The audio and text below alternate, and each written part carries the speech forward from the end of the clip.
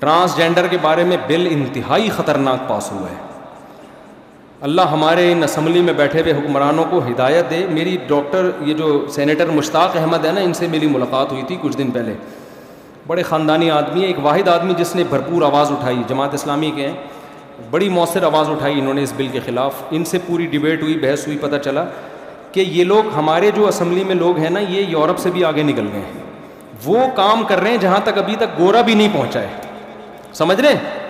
اور انہوں نے بڑی کلیپنگ کی ہے پاکستانی کی اسمبلیوں کے بارے میں کہ زبردست سے انہوں نے اتنے لبرل ہو گئے. وہ یہ نہیں تھے، وہ خود بھی نہیں ہے جتنے یہ ہو گئے.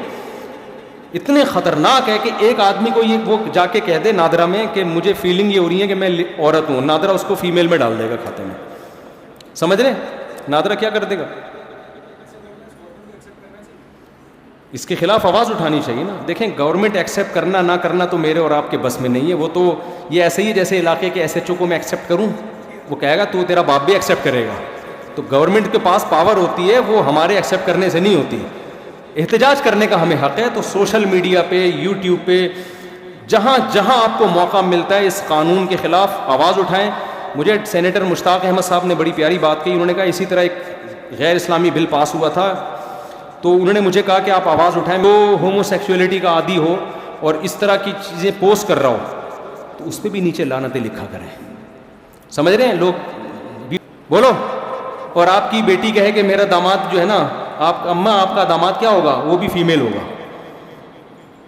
تو عجیب سی چیز بن جائے گی ہمارے معاشرے میں. پتہ ہی نہیں چل رہا بھائی آپ کا ان میں سے داماد کون سا ہے، بہو کون سی ہے بھائی. تو عجیب سی چیز بن جائے گی، اللہ بچائے. جی دیکھیں یہی وہی بات ہو گئی نا. کہہ رہے ہیں ہماری دینی جماعتوں نے آواز کیوں نہیں اٹھائی؟ اٹھانی چاہیے، بالکل بہت غلط کیا ہے.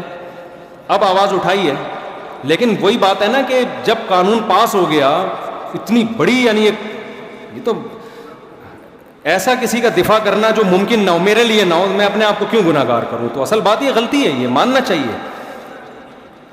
بالکل ایسی بالکل بنتی ہے ذمہ داری، بالکل 100% بنتی ہے ذمہ داری. اسلامی نظریاتی کونسل میں تو ایک دفعہ ہم نے بات کی کہ بھائی عدالتی خلا کے خلاف آواز اٹھاؤ، یہ بھی قرآن و سنت کے خلاف ہے. تو کوئی آواز نہیں اٹھی. آوے بگڑا ہوا ہے. بہرحال ماموں کی باتیں ماموں سے پوچھیں ٹھیک نا. آپ کہہ رہے ہیں کہ وہ JUI نے یہ کیا تو فلانے نے یہ کیا، تو میں تو کسی تنظیم کا نہیں ہوں. تو ماموں کی باتیں جب آپ کی ان سے ملاقات ہو سکتا ہے ان کے پاس کوئی معقول ریزن ہو. ہمیں نہ بات یہ ہے کہ جو سامنے جو بات آئی ہے بہت بڑی غفلت ہے. اس کو غفلت کو غفلت ہی کہا جائے گا.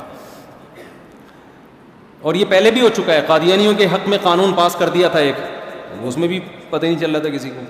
ایسے کام ہوتے رہتے ہیں مارکیٹ میں.